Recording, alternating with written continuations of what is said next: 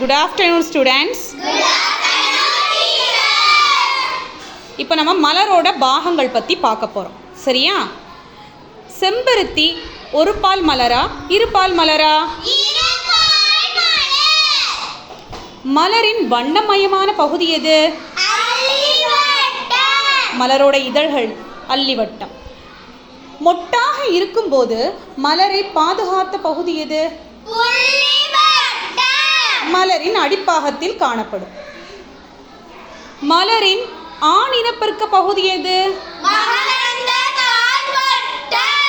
அதுல மகரந்த கம்பியும் மகரந்தமும் இருக்கும். மகரந்த பையில மகரந்தம் இருக்கும். சரியா?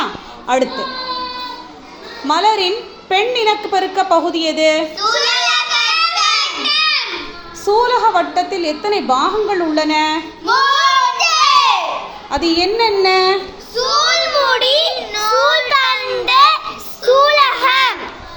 Very good.